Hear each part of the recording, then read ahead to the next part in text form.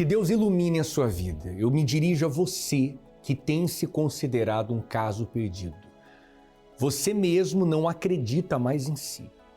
Você chegou a um ponto que você olha no espelho e você já não mais se reconhece. Mudou o seu exterior, mudou o seu interior, só que mudou para pior. As pessoas olham para você e elas não acreditam que você possa mudar. Você tem um familiar que você considera um caso perdido. Vamos agora olhar a foto do Christian. Olha só a que ponto ele chegou. O homem que pesava seus 90 quilos chegou a pesar 50 quilos. Se tornou um cracudo, exatamente um cracudo. Mas o que acontece quando um cracudo, alguém viciado, alguém fanático por um time, alguém que abandonou a casa, virou as costas para aqueles que ajudavam e se colocou no mundo das drogas? O que um cracudo, quando chega ao altar, o altar é capaz de fazer? Preste atenção na história do Christian, em seguida eu volto com você. Atende o telefone, vai acabar minha bateria, me ajuda. Me ajuda pra algum lugar, pelo amor de Deus. Alguém tem que me ajudar, mano. Me tira daqui, mano. Me tira daqui, me busca aqui, mano. Tô cansado, mano. Tô cansado.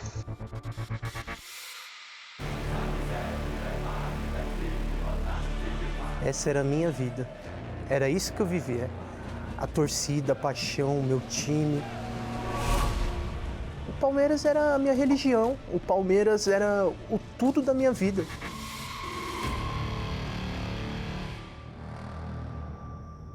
Já na adolescência já comecei a ir sozinho pro estádio. E indo sozinho, fui sempre me enfiando naquela parte onde estava o povão, onde estava a muvuca.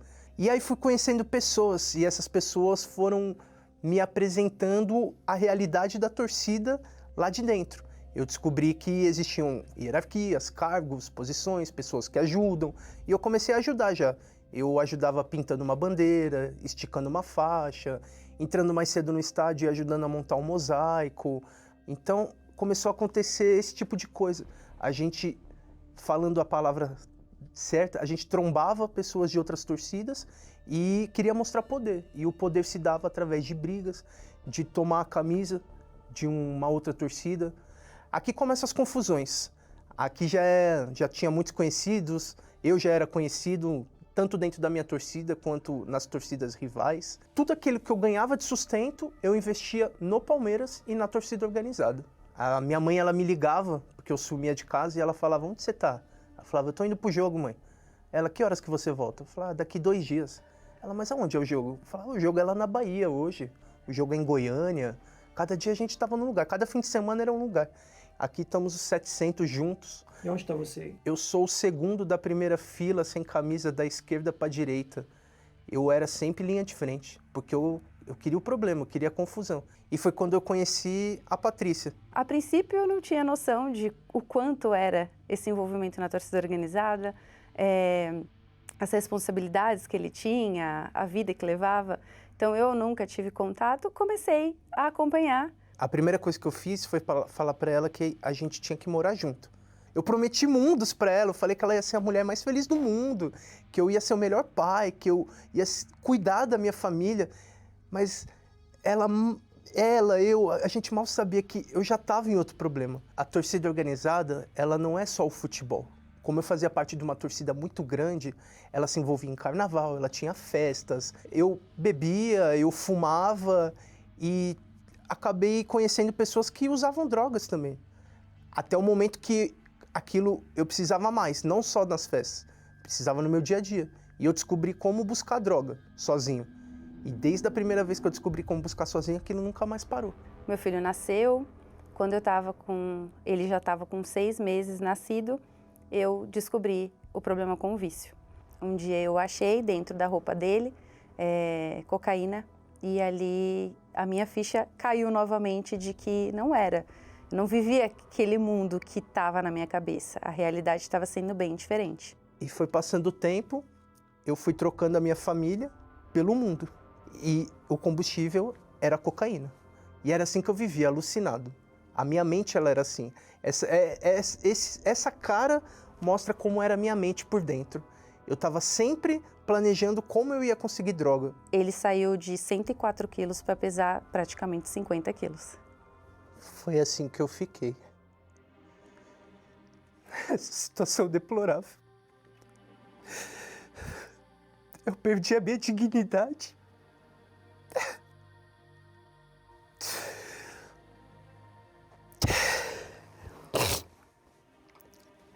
E as pessoas olhavam para mim e falavam, meu Deus, você parece uma caveira.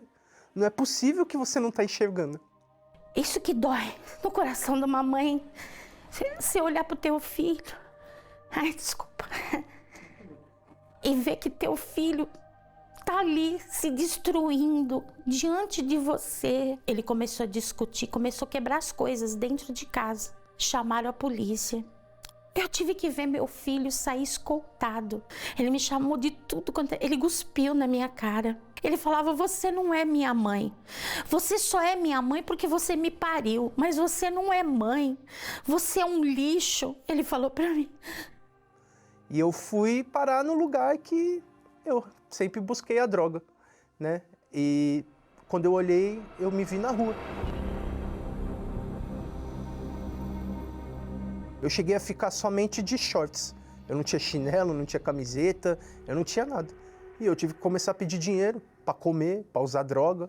Quando ele sumia e eu já estava num limite tão grande de querer resolver as coisas na força do meu braço, eu entrava onde eu tinha que entrar, onde ele estivesse, eu gritava, eu tirava ele, eu dava uns tapas nele, puxava.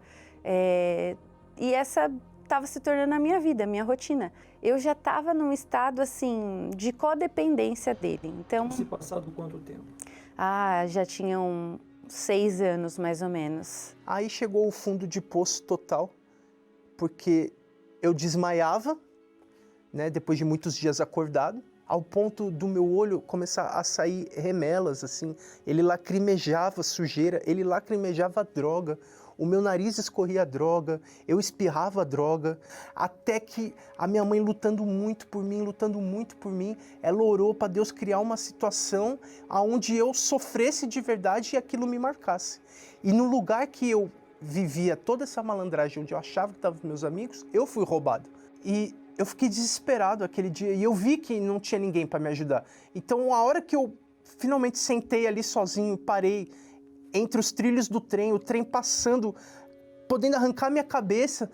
E aí, algo falou, pega seu celular e chama sua mãe. E aí eu peguei meu celular e consegui, com muita dificuldade, mandar um áudio para minha mãe. E foi isso aqui que eu mandei para ela. Vai acabar minha bateria, me ajuda. Tô cansado da minha vida, me ajuda, por favor. Me ajude pra algum lugar, pelo amor de Deus. Alguém tem que me ajudar, mano. Me tira daqui, mano. Me tira daqui, me busca aqui, mano. Tô cansado, mano. Tô cansado. E ela conseguiu me tirar daquele lugar. Ela me tirou e a primeira coisa que a minha mãe fez foi me convidar para ir com ela na igreja, porque ela estava lutando por mim. E eu aceitei esse desafio. E foi assim que eu cheguei a primeira vez. Esse sou eu. Eu subi nesse altar aí nesse dia. Desse jeito aí, magro, com essa aparência horrível. Você falou para Deus nesse dia no altar Que eu precisava da ajuda dele. E eu falei muito sincero para ele. Eu falei, Deus, ninguém quer saber de mim. Eu não sou mais nada, eu sou um nóia. Foi isso que eu falei para Deus. Eu falei, eu sou um nóia. Eu não tenho nada para oferecer para o Senhor. Eu olhava para mim e eu estava descalço, sujo de novo, fedendo de novo. Então Deus, ele foi meu pai. Ele falou que ele ia me ajudar. Ele me estendeu a mão esse dia. E a partir daí, eu obedeci tudo que meu pai me disse. Tudo que ele falou para mim fazer, eu fiz. E eu fui começando a entender tudo aquilo que eu tinha que fazer. Então, falava para mim ler a Bíblia, eu lia a Bíblia. Eu descobri que tinha um tratamento para os vícios, então eu fazia o tratamento para a cura dos vícios. Então, eu vi que era necessário sepultar a velha criatura. Então, eu me batizei nas águas e comecei a ouvir falar do Espírito Santo. Eu aprendi que o Espírito Santo, ele era cura para tudo. Que se eu recebesse o Espírito Santo, nunca mais eu ia pensar em vício. Então eu comecei a querer o Espírito Santo de todas as maneiras. E ao mesmo tempo veio a fogueira santa. E essa fogueira santa, ela era justamente para quem não tinha o Espírito Santo. Então eu fiz essa fogueira santa pela minha alma. E o meu tudo, primeiro, mais do que qualquer valor financeiro, mais do que qualquer coisa, foi deixar a minha vida. Eu precisava fazer mais para Deus do que eu tinha feito para o diabo, do que eu tinha feito no mundo. Eu falei, meu Deus, eu deixo tudo aqui para o Senhor, tudo. Eu não quero mais ser conhecido por nenhuma pessoa. Eu quero ser conhecido pelo Senhor. Ali eu lembro que eu coloquei a mão naquele altar e falei, eu vou descer com o teu Espírito. Eu sei que o Senhor está aqui comigo, eu sei que o Senhor está me olhando. Eu sorri. Eu olhei para cima e eu sorri. Tinha várias pessoas passando comigo, mas parecia que não tinha ninguém. Aí eu desci e ele desceu comigo. Eu voltei para o meu lugar, eu já não estava buscando o Espírito Santo, porque o Espírito Santo já estava em mim. Eu só estava agradecendo. Eu lembro que eu chorava muito, muito, muito, muito. E assim, acabou a busca, mas não tinha acabado para mim, porque eu continuei buscando. Até que alguém tocou assim no meu ombro e falou, acabou, para, você está falando sozinho. E aí acabou já assim a reunião e as portas da igreja se abriram e eu queria sair correndo. E eu falava, não, eu preciso contar para todo mundo. Cadê minha mãe? Eu falava, mãe, eu fui batizado com o Espírito Santo, mãe. Aí ela olhou para mim e falou, já? Eu falei, já! E foi isso que começou a acontecer mesmo. Eu comecei a dar frutos.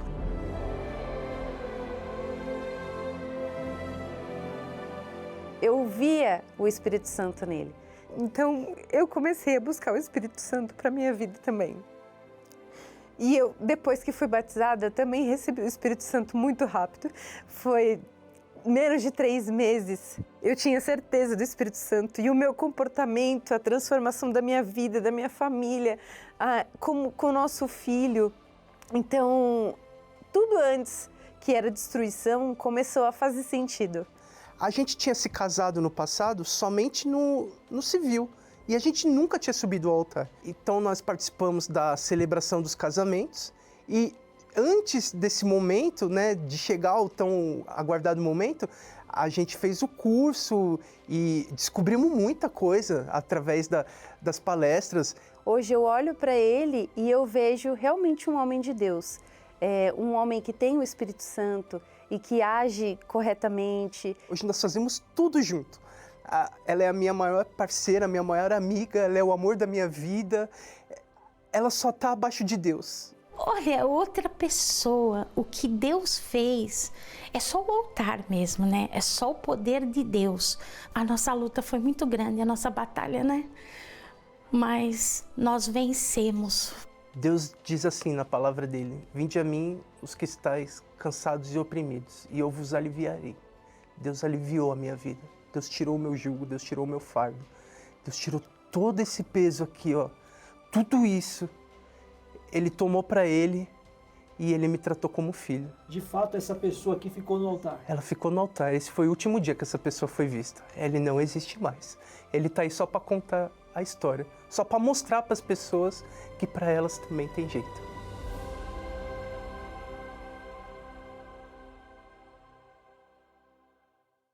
Olha o Christian hoje. Christian, pai, está aqui o seu filho, sua esposa, transformação de vida. Transformou o interior dele, transformou o exterior. Nem parece aquele homem que a gente viu outrora. E agora a sua família aqui. É isso que Deus faz. Quando você chega ao altar, em cada igreja universal do Reino de Deus, há um altar. O altar não é um palco. O altar é lugar de entrega. O lugar que você entrega os seus vícios, o seu passado, entrega a sua alma. E Deus pega essa vida que foi amassada, que foi esmagada pelos problemas, pelo mundo, e faz tudo novo. Assim como Deus mudou o Cristo, Ele pode mudar você também. Nós estamos vivendo a fé da fogueira santa do jardim do Getsemane. Daqui a pouco eu vou falar mais a respeito disso. Mas eu vou te mostrar agora uma outra história impactante. A história da Maristela e Luiz, um casal que sonhavam em ter uma filha, um filho, e ser feliz com esse filho. E de repente, uma surpresa na vida da filha. Algo terrível aconteceu. Imagine um pai ouvir dos médicos disserem assim, não só uma vez, mas disseram para ele, olha, pode ser que a sua filha não volte mais. Tamanha gravidade do problema de saúde que essa menina enfrentou. Os pais apelaram para a fé, agiram a fé. Pela medicina não havia mais o que fazer. Mas quando Deus entra em ação, o impossível se torna possível. Preste atenção na história deles, eu volto. As imagens a seguir são fortes.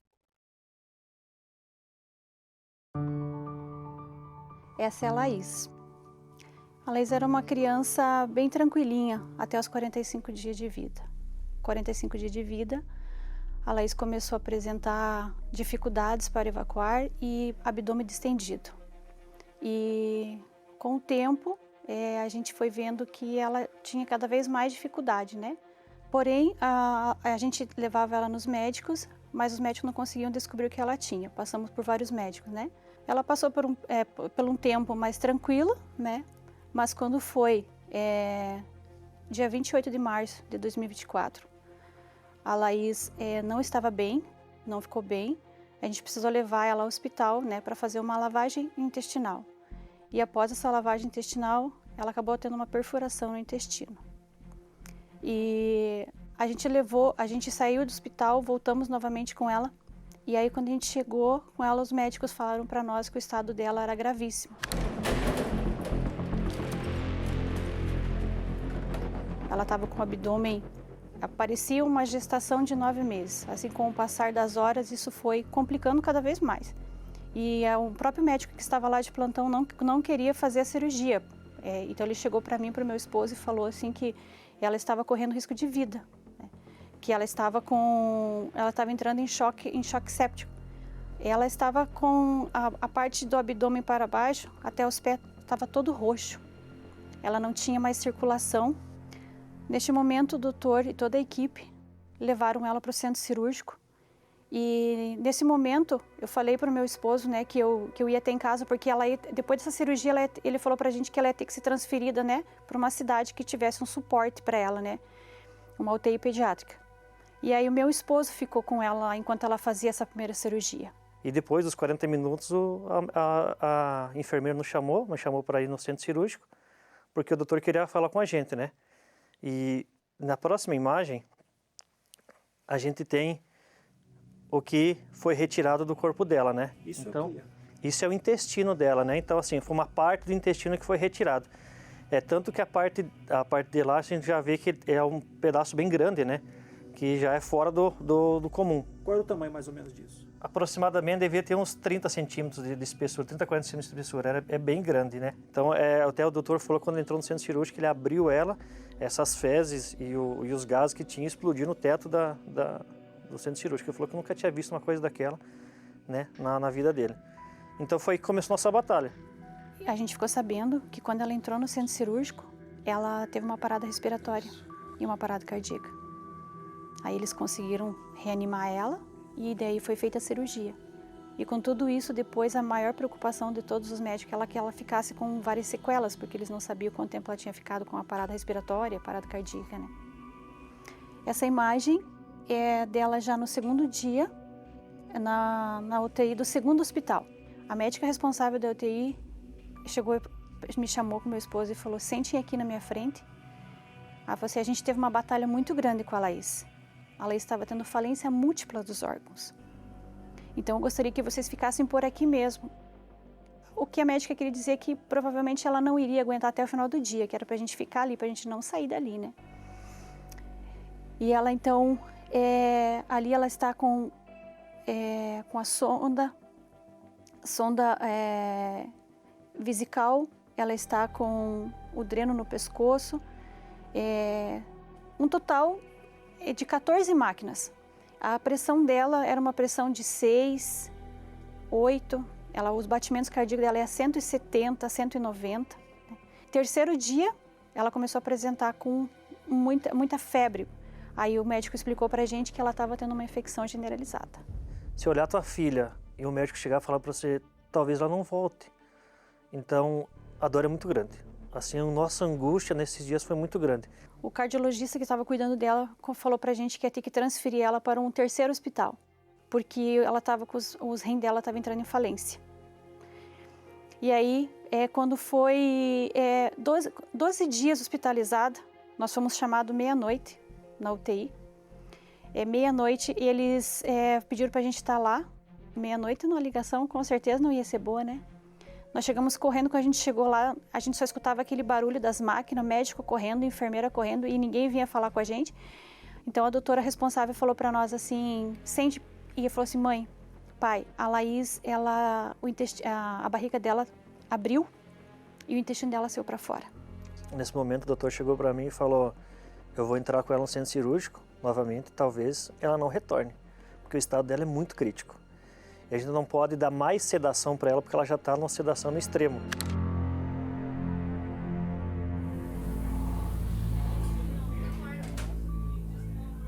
Ela tinha 22 para 23 quilos, ela foi para 15 quilos.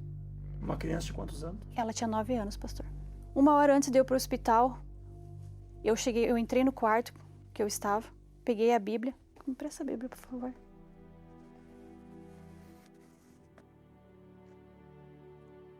E eu falei com Deus. Eu falei, Senhor, verdadeiramente, o Senhor tomou sobre si as enfermidades da Laís e as dores da Laís o Senhor levou sobre si. O castigo que nos traz a paz estava sobre ele e pelas suas pisaduras a Laís foi sarada.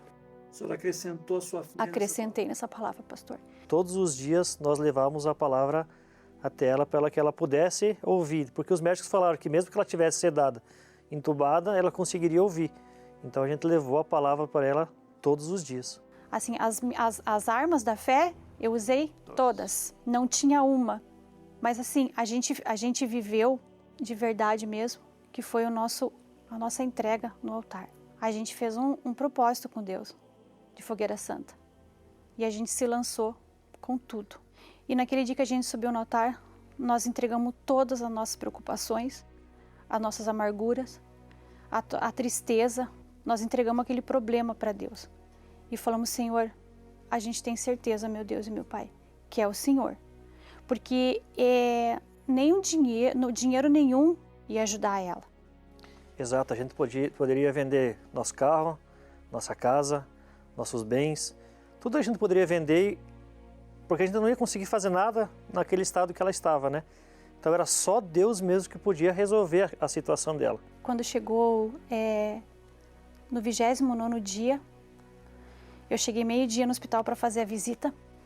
E quando eu entrei, eu vi que todos os médicos e as enfermeiras iam até onde ela estava acamada.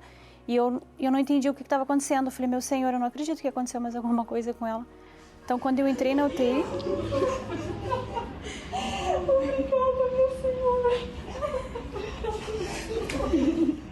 A resposta da minha oração.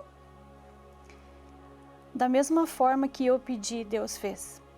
Cheguei lá no hospital, esse dia minha filha estava estubada. E ela estava respirando normal. Ali todas as enfermeiras, médicos, estavam emocionados, né? E ela então, com o passar dos dias, já estava começando com a parte da alimentação, já estava falando super bem. E sequelas, não teve nenhuma sequelas, exatamente zero. Para eles, todo dia era uma surpresa. Eles paravam, os médicos paravam e olhavam para ela e diziam assim, ela é o próprio milagre. E aí foram um total de 42 dias de UTI. Ela falou assim pro doutor, eu vou sair caminhando da UTI. O doutor falou, Laís, não, você está muito magrinha, você não vai aguentar. Não, doutor, eu entrei de maca, entubada, mas eu vou sair caminhando daqui. 42 dias de UTI, assim como ela falou, ela saiu caminhando. Quem é essa daqui que está chegando aqui? Essa é a Laís. Tudo bem, Laís? Como é que você está hoje? Bom. Tá bem? 42 dias de UTI, 47 dias hospitalizada. E o grande dia, como nós prometemos para Deus, que o primeiro lugar que a gente ia levar ela é no altar. E ela dizia para mim, eu estava com muita saudade, mãe, do altar, muita saudade da casa do Pai. Não é mesmo? Tá emocionada, Laís? Por quê? Porque Jesus fez um milagre na minha vida. Fez mesmo, né? por completo.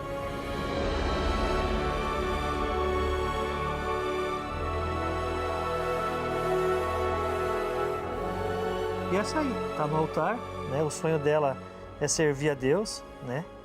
Então tá no caminho já. E o Senhor Jesus deixou ela perfeita, sem sequela. Ela tem uma vida tranquila. Assim, os últimos exames que ela fez, a médica falou que estão todos perfeitos. Faz atividade física, faz natação, está aprendendo a tocar violão, porque ela vai para o FTU agora em janeiro. Ela, graças a Deus, ela é uma criança de muita fé. Hoje muitas pessoas nos procuram porque tem problemas parecidos, para a gente poder ajudar, para a gente poder estar mostrando o caminho para essas pessoas. E a gente não tem palavras para agradecer.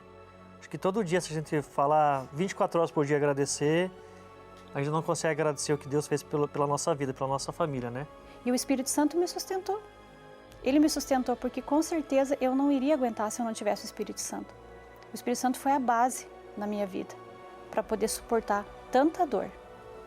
E graças a Deus, depois do tudo ou nada, tá aqui nessa resposta. A gente aprendeu que o tudo é no altar, né? Tudo é lá. Tudo é lá. E Deus não ficou devendo nada para nós. O altar não ficou devendo nada para nós.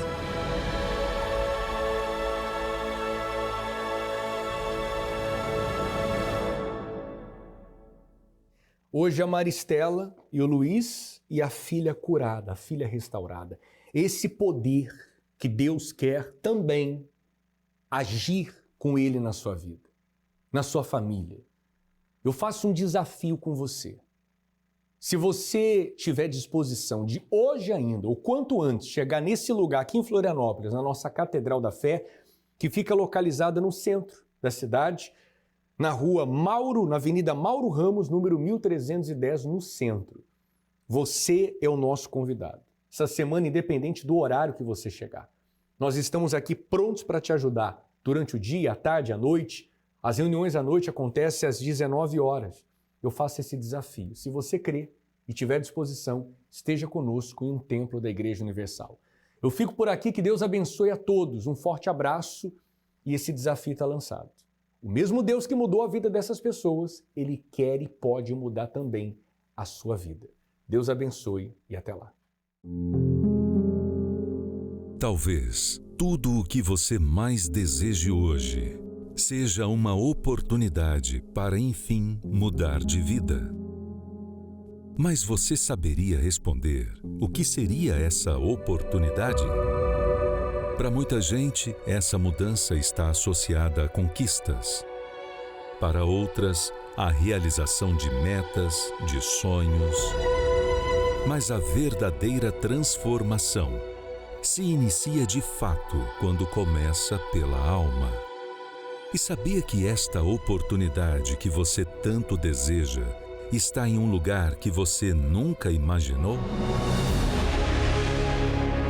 Jardim do Getsemane, o lugar que marcou momentos intensos da vida do Senhor Jesus e que agora, pela primeira vez na história da Igreja Universal, será o local onde Deus encontrará entrega e obediência daqueles que, pela fé, não medirão esforços para alcançar, de fato, uma nova vida que só o Espírito de Deus pode proporcionar. Dezembro, a Fogueira Santa no Jardim do Getsemane, em qualquer templo da Igreja Universal. Para locais e endereços, acesse universal.org/localizar.